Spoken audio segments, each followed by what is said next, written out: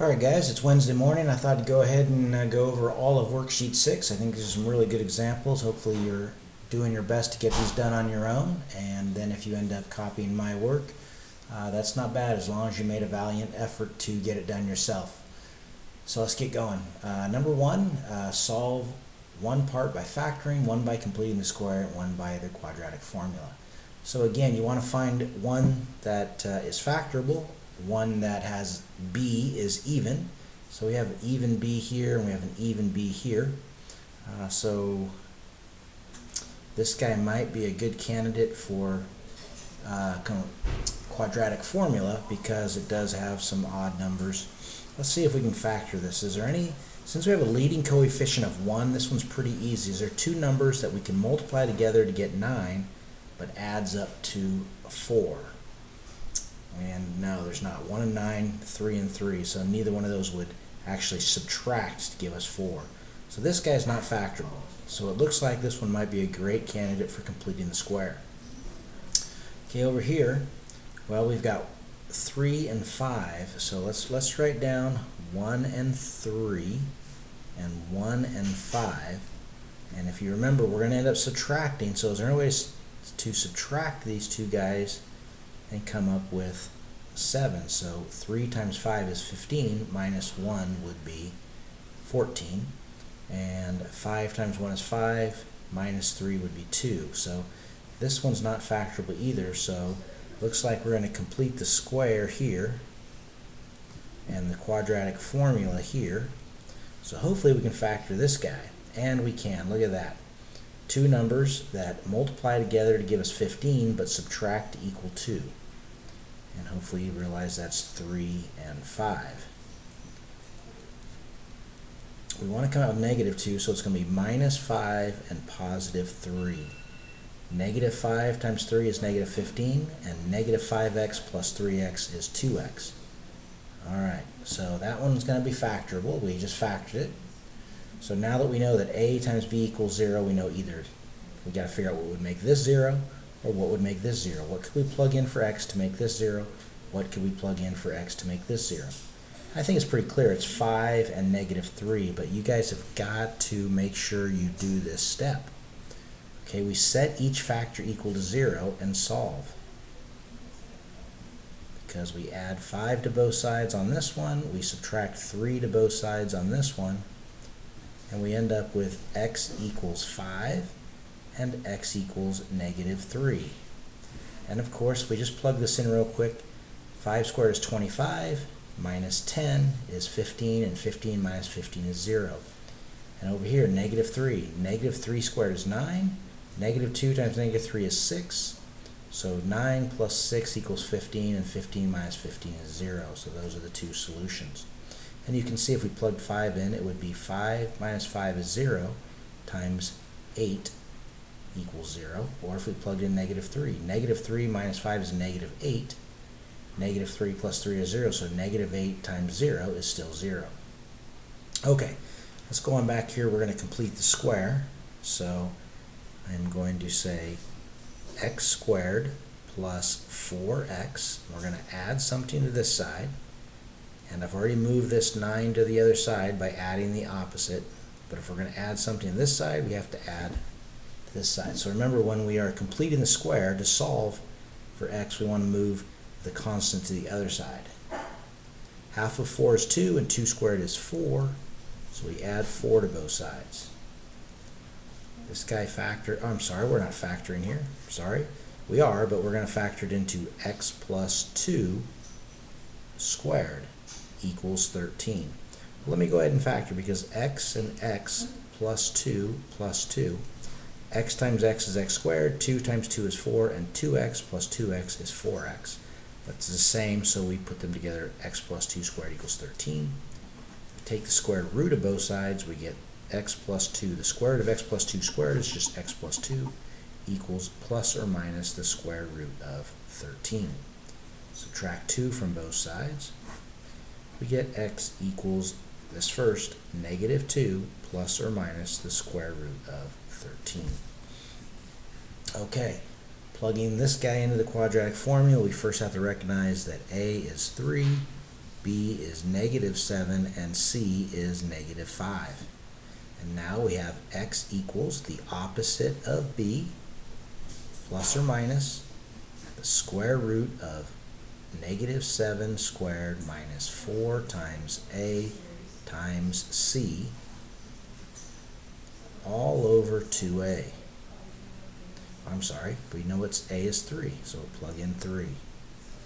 So we get x equals negative times a negative is a positive 7, plus or minus -7 squared is 49, minus 3 times 4 is 12.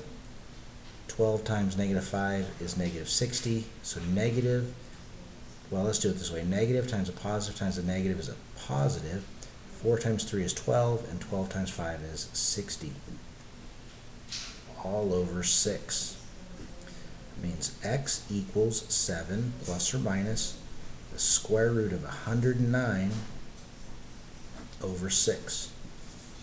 Okay, well, we're not going to be able to simplify 109. Let's see, 3 won't go into that, 4, 5, nope, nothing will go in there. We'll just leave it just like that. Okay?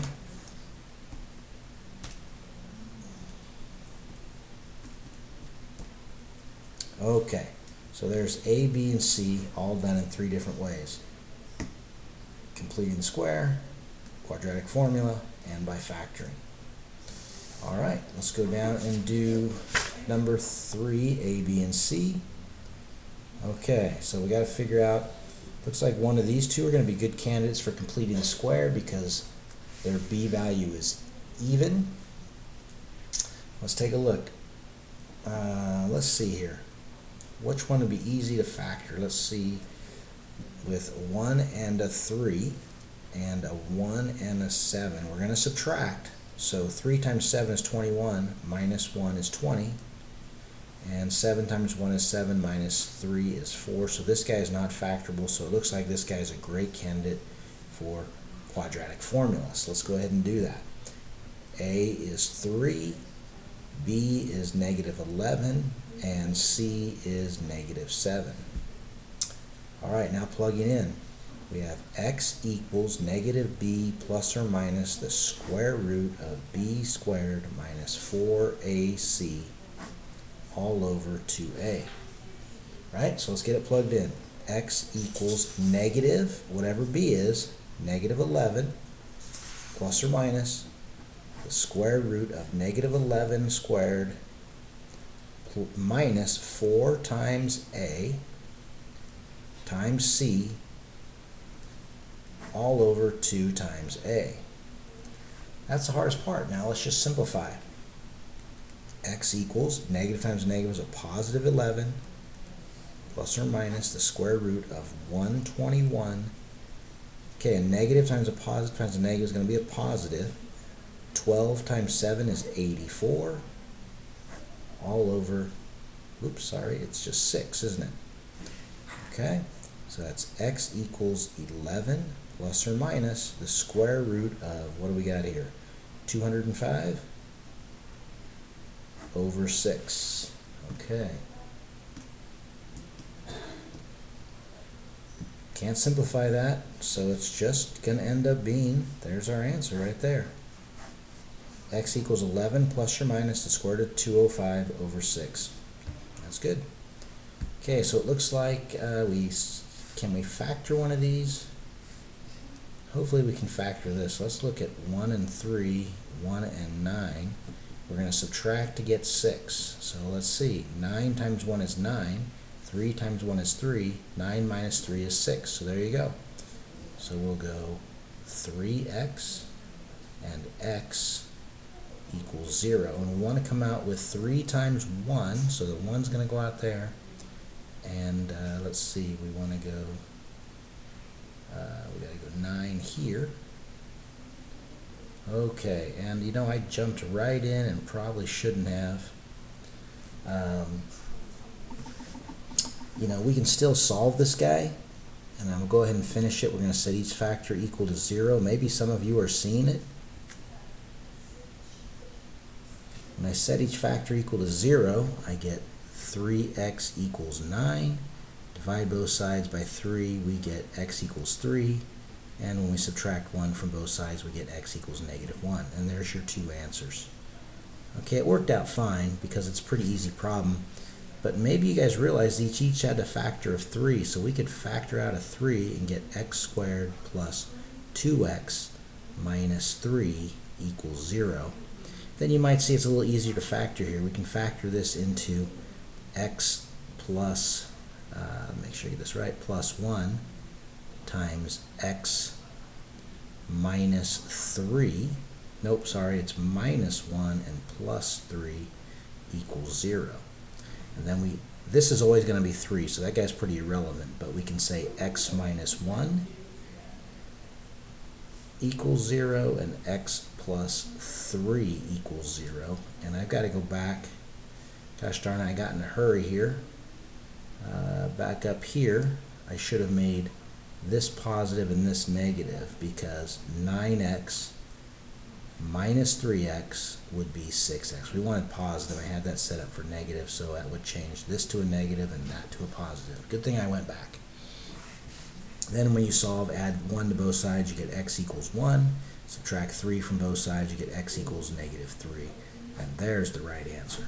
Glad I went back and double checked that. Okay, number 2, we're going to complete the square. So the first step I want to do is move that 12 to the other side by adding the opposite. We get x squared minus 2x. We're going to add something to this side to make it a trinomial square. Equals 12. Whatever we add to this side, we got to add to this side. Half of -2 is -1, and -1 squared is 1, so we're going to add 1 to both sides. Okay? We get x minus 1 squared equals 13. Take the square root of both sides. Square root of x minus 1 squared is x minus 1 equals plus or minus the square root of 13. Add 1 to both sides. X equals 1 plus or minus the square root of 13. Okay. All right, let's go on. So what strategy did you use to decide which problem you should do each method? All right, so first thing we found out is which one was factorable. That would be the first thing I looked for, is which one was factorable. Then I looked for b equal to an even number, because I knew that would be better for completing the square. And then the last thing I worried about was the quadratic formula, because I know the quadratic formula will work with anything. So that was my least worry. I figured out which one I could factor, then I took the one that had the even b, and I knew the last one I would definitely be able to use the quadratic formula. Okay, number 5. Solve the following problems 3 times, one with each method. Alright, so now we're going to take this guy and we're going to solve it using factoring, using quadratic formula, and by completing the square, and we're going to do the same one for each. So this will be good practice to really see that even though we're using 3 different ways of solving, we're still going to get the same answer. So let's take this guy, 2x squared minus 12x minus 14 equals 0, and let's see if we can factor it and then solve. So the first thing I see is there's each have a factor of 2, so I'm going to take that 2 out, leaving x squared minus 6x minus 7 equals 0.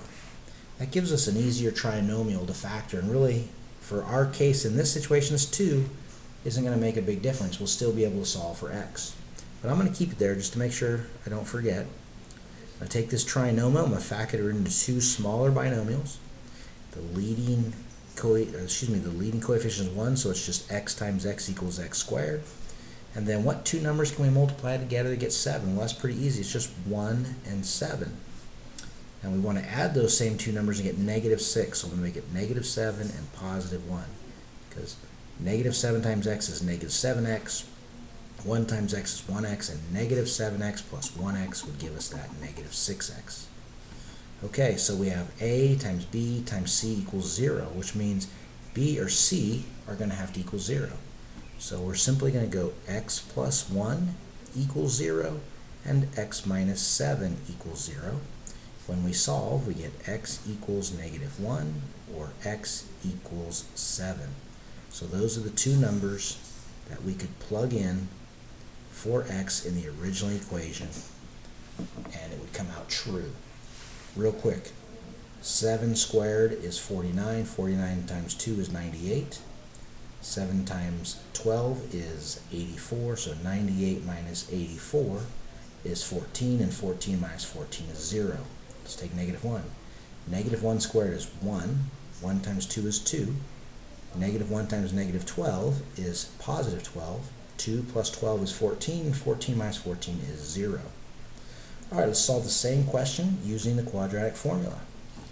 So I'm just going to go ahead and write down A equals 2, B equals -12, and C equals -14. Now it's x equals the opposite of b, plus or minus, -b squared, or I should say not -b, I should say b squared, minus 4 times a times c, all over 2 times a. Now let's just simplify. We have x equals negative times negative is a +12, plus or minus the square root of 144. Negative times a positive times a negative is going to be a positive. 4 times 2 is 8, and 8 times 14 is 96. No, I'm sorry, no it's not. 8, let's go, what do we got here? 8. 8 times 4 is 2, carry the 3. 8 times 1 is 112. Okay? Alright. So we have x equals 12 plus or minus the square root of 256 over 4.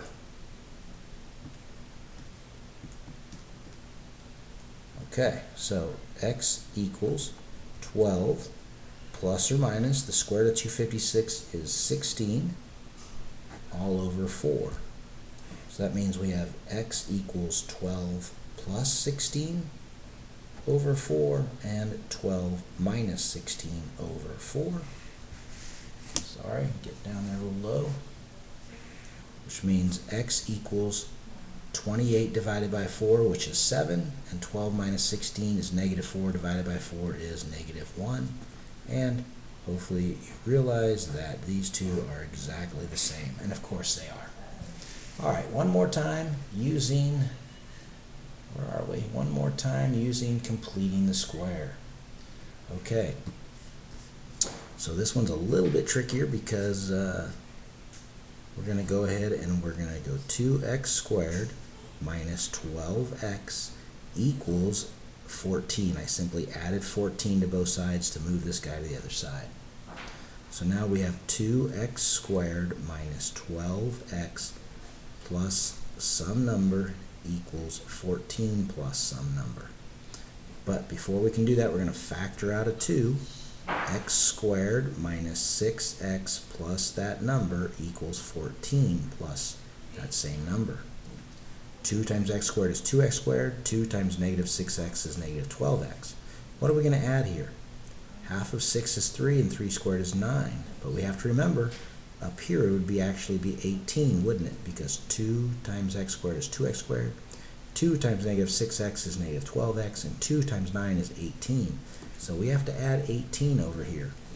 Because even though we added 9 here, we really added 18 overall.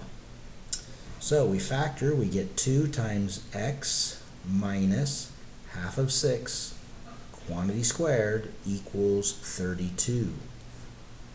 We're going to divide both sides by 2. We get x minus 3 squared equals 16. Take the square root of both sides. Square root of x minus 3 squared is x minus 3, and plus or minus square root of 16 is 4. We add 3 to both sides, and we get x equals 3 plus or minus 4. And hopefully, oops, sorry about that guys, And hopefully you can see we added 3 to both sides. We've got 3, x equals 3 plus or minus 4. So hopefully you can see that's 3 plus 4, which is 7, and 3 minus 4, which is negative 1. And there we go. Same problem, solved 3 different ways. All 3 gave us the same answers. Okay. Which method did you prefer for the problem and why? This is a good question. Okay. And this is how I think you should do it. Whenever you can solve, of course, there's just one x you want to solve. Get everything on the other side, take the square root of both sides. But we haven't been able to do that here. I think factoring is always going to be the easiest if you can, but you can't always factor. I like completing the square. I think it's very neat and unique, so I like doing that. But the good thing about the quadratic formula is it always works. Okay, let's go on to the back.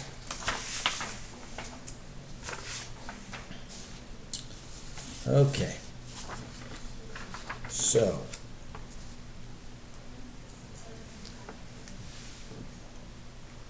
this page, this back part 6 through 7 is really good for helping us graph. This was really kind of a review of last unit. The way this guy stands, we call that vertex form, because when it's in this form, after we completed the square basically, when you have x plus or minus some number squared, we know this is the x value of our vertex. So if I put vertex, well, let's just put it over here. But it's what really x is what's going to make this little thing 0. So 3 minus 3 is our x value. So if x is 3, this thing becomes 0. So we always think of the opposite of whatever we see here. This is really negative 3, so the opposite of negative 3 is positive 3. But the y value will always be right there, and it's just whatever's showing, positive 2. So your vertex is 3, 2. The opposite of what's showing here and the same as what's showing there. So if we graph that, 3, 2 is right there. And your axis of symmetry is a vertical line that passes through the vertex. So the axis of symmetry is always going to be x equals whatever the x value of your vertex is. Okay, now the x-intercepts, remember, this line or your graph will cross the x-axis, but wherever you are on the x-axis, your y value is 0. So we can simply take this equation here and we can plug in 0 for y and solve for x, and that will give us our x-intercepts. Or intercept, remember a quadratic function can have either 2, 1, or 0 x-intercepts. So first thing I'm going to do is I'm going to subtract 2 from both sides. I get negative 2 equals negative 2 times x minus 3 squared. I'll divide both sides by negative 2, and I end up with 1 equals x minus 3 squared. If I take the square root of both sides, I get 1 equals, the square root of x minus 3 squared is just x minus 3. But we've got to remember, when we take the square root here, it's got to be plus or minus. We'll add 3 to both sides, and we get, I'm going to flip it here, we get x equals, remember this guy always comes first, 3 plus or minus 1. That means we get x equals 3 plus 1, which is 4, and 3 minus 1, which is 2. So our x-intercepts are at 2, 0 and 4, 0. So 2, 0 and 4, 0. And you can see y equals 0, 2, 0 and 4, 0. And the nice thing is, you know, it's symmetrical. All parabolas are symmetrical. So you knew that was going to happen. Okay. The y-intercept. That's pretty easy. You find the y-intercept when you plug in 0 for y. So plug in 0 for x. Just like we found the x-intercepts by plugging in 0 for y, we'll find the y-intercept by plugging in 0 for x. So we get 2 minus 3, there's negative 3, squared is 9. 9 times negative 2 is negative 18, and negative 18 plus 2 is negative 16. So when x is 0, y is negative 16. That would be way down here, so we know our parabola is going to be pretty thin. And we knew that already because your A value is negative, so we knew it opens down. And it's 2, which means it's going to be skinnier.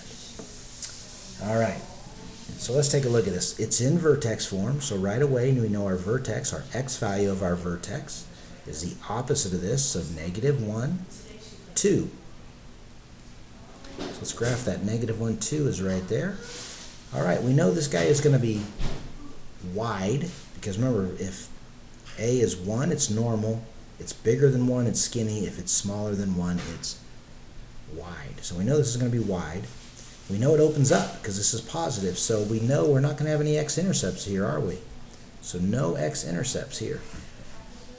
All right, so let's see if we can find our well, we already know our axis symmetry. Remember, axis symmetry is a vertical line that runs through the vertex. That's how we always know it's x equals the x value of the vertex. And now let's find the y-intercept by plugging in 0 for y. I'm sorry, I keep saying that. The y-intercept by plugging in 0 for x. So we get y equals 1/2. 0 plus 1 is 1, and 1 squared is 1, plus 2. 1/2 times 1 is 1/2, plus 2 is 2 and 1/2. So this is 0, 2 and 1/2. That's okay. That's 0, 2 and 1/2. So you can see this guy is going to be kind of wide, isn't he? All right, well, we don't know how wide. Why don't we just plug in, I don't know, let's plug in 2 and see what happens. That means 2 equals 1/2 times 2 plus 1 squared plus 2. 2 plus 1 is 3, 3 squared is 9, half of 9 is 4.5, and 4.5 plus 2 is 6.5. So at 2, we're at 1, 2, 3, 4, 5, 6.5. And we know it's symmetrical, so it's going to be over here as well, over here as well. So we know we have a parabola that looks something like that. Okay, so these first two, 6 and 7, we had our equations were in vertex form, and vertex form are really good for showing the vertex, and that tells us a lot. Okay, 8 and 9, graph the following parabolas written in standard form and determine the key features. So standard form is really only good thing for pointing out the y-intercept, because if we plugged in 0 here, these two guys would go away. When you plug in 0 for x, you find the y-intercept. So 0 minus 0 minus 3 is -3. So when x is 0, y is -3. And so your x-intercept is always identified when it's in standard form. But the rest of this, we really need to put this in vertex form. So 0, or 0 squared minus 2 times 0 is 0. So these go away when you plug in 0 for x, and you get y equals -3, and that's how we get the y-intercept. For the rest of this, we're going to transfer this into vertex form. And remember, we're going to add something inside the parentheses, and then we're going to go ahead and subtract it right back outside the parentheses. You add it here and subtract it right away. Half of -2 is -1, and -1 squared is 1. So if we're going to add 1 here, we're going to subtract it right there. The reason we complete the squares is because this trinomial is so easy to factor. We know it's just going to be x minus half of 2 quantity squared, and then -3 plus -4 is, -3 plus -1 is -4. Now this is our basic vertex form, and now we know our vertex is 1, -4. And we now know our axis of symmetry is x equals 1. Okay, and the last thing we need to do is find our x-intercepts. So we can actually do it either way. We can plug in 0 for y and solve, or we could factor this guy. I'm going to go ahead and plug in 0 for y, and I'm going to switch this to x minus 1 squared minus 4 equals 0. I just took the y equals and put it over here. Now I'm going to add 4 to both sides, and we get x minus 1 squared equals 4. Okay, I'm going to go up here, and I'm going to square root both sides. I can show that right there.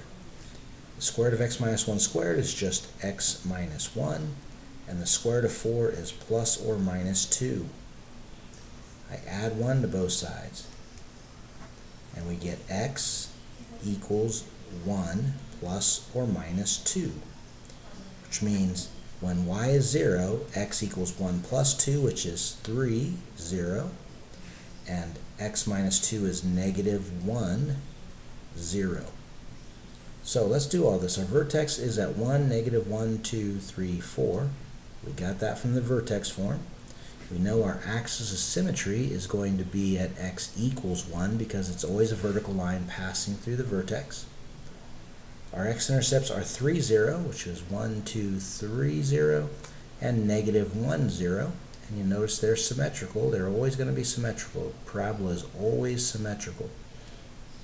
And a y-intercept of, look at that, 0, negative 3. I'm a little bit off on my graph, but there.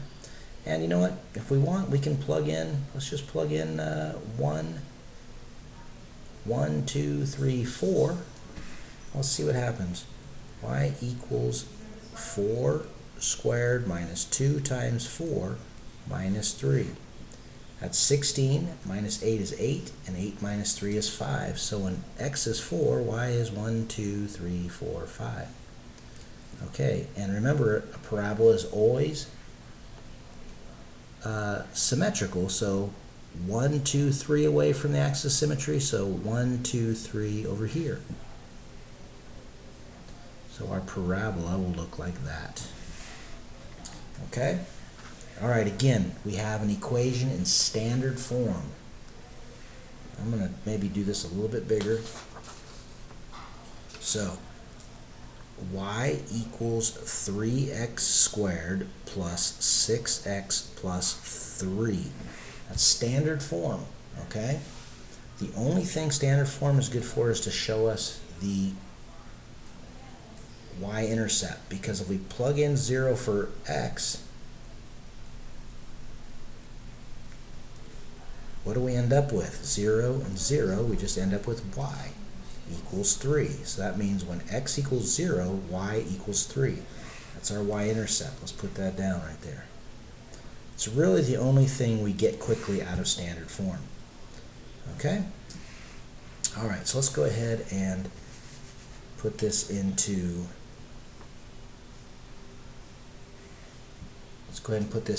vertex form by completing the square.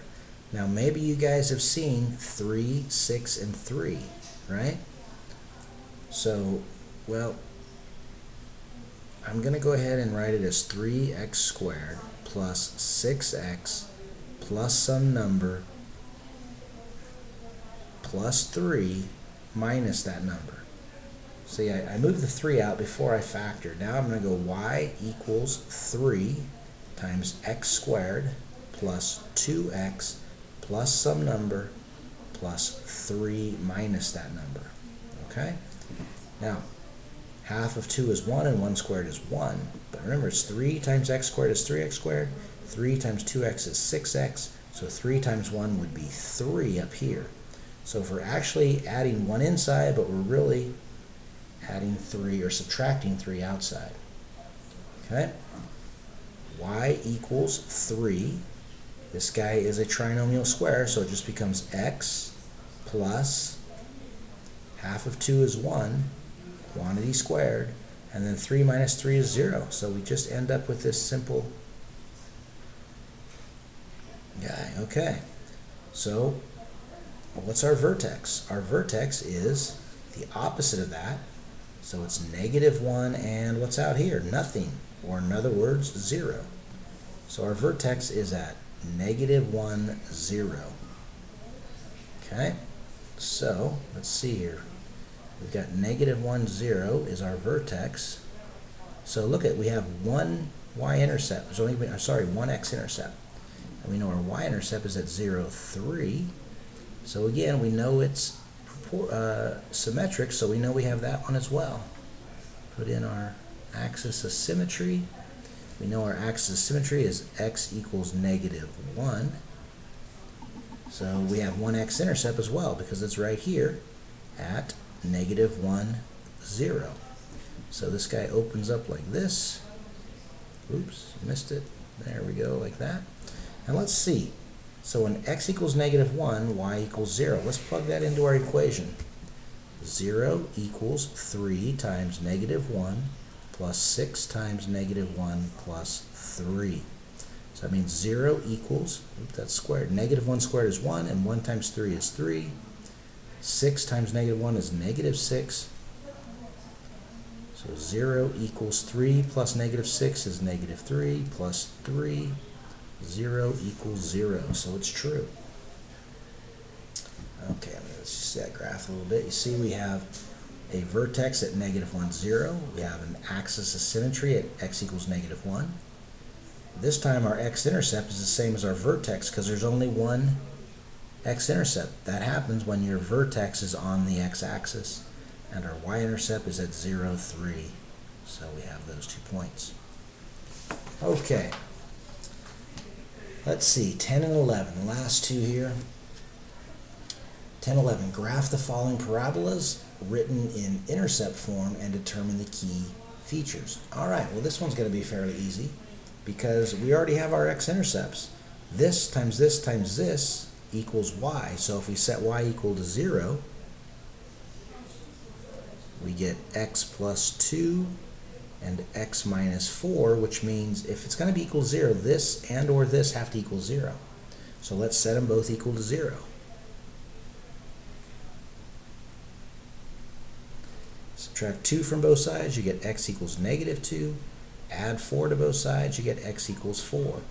So that means your x-intercepts are -2, 0 and 4, 0. Okay, so let's put that in. -2, 0 right there, and 1, 2, 3, 4 zeros right there. Now remember, parabolas are symmetrical. So 1, 2, 3, 4, 5, 6. There's 6 spaces here, so we know our our vertex, our axis of symmetry, has to be right between these guys. So we know our axis of symmetry has to be right here, because it's 1, 2, 3 spaces from that x-intercept and 1, 2, 3 from that x-intercept. How does that help us? Well, we know our vertex is on the axis of symmetry. So we know the x value of our vertex is 1. Okay? How does that help? Well, now we can plug in 1 for x and we'll figure out what our y is. So y equals -1/2, 1 plus 2 times 1 minus 4. All right, well, I'm going to go this way because I'm running out of room. We get y equals -1/2 times 3 times -3. Okay, well, 3 times 3 is 9, and 9 times 1/2 is 4.5, but a negative times a positive times a negative is a positive. So we know our y-intercept is 4.50. So let's see, 1, 2, 3, 4.5 right there, and we know it's going to be right there as well, again because it's symmetrical. Okay, so we had a pretty good idea what this parabola is going to look like. I'm betting our vertex is going to be right there at x equals 1. Oh, I'm sorry. Let me see here. That is, we just plugged in 1. I'm sorry, we just plugged in 1 for x. We plugged in 1 for x and we got 4.5. So that is our vertex. So we know our vertex is there, so it's going to be kind of wide, and we knew that because it's 1/2. Okay. And so let's just go ahead and plug in 1, 2, 3, 4, 5 and see what we come up with. Well, if I plug in 5 into this equation, we have y equals -1/2 times 5 plus 2 times 5 minus 4. Y equals -1/2 times 7 times 1. And that's 7 times 1/2 is 3.5, -3.5. So here we're going to be at -1, 2, 3.5, which means again 1, 2, 3, 4, 1, 2, 3, 4. And there's a pretty good look at our parabola. Okay, last one. All right, so it's in vertex form, so already we know if we plug in 0 for y, 1/4 times x plus 3 times x minus 3 equals 0. If we set these both equal to 0, we get x equals -3 and x equals +3. So we know our x-intercepts are at 3, 0, and -3, 0, which means our axis of symmetry is going to be on the y-axis right here. 1, 2, 3. Okay, so we know our vertex is going to have an x value of 0. We know our axis of symmetry is at x equals 0. So let's see, and we know our y-intercept is actually going to be the vertex as well. So we'll put that down. So we're pretty close. Let's just plug in 0 for x and solve for y, and we'll have this thing licked. So 0 plus 3 times 0 minus 3, y equals 1/4. 0 plus 3 is 3, and -3. So 3 times -3 is -9. Oh, and we have 1/4 of -9. Well, so this is going to be -9 force, okay, which is really what? -2 and 1/4, right? So -2 and 1/4 is right there. So this guy is right here like this. All right. So what if we plugged in, let's plug in, let's see, it's 9 times 0.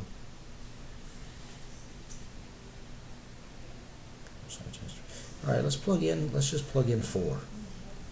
So if we plug in 4, we get 4 plus 3 is 7, times 1 is 7, and 1/4 is 7, we get 1 3/4. So 1 3/4. So this guy is just going to go up like this a little bit.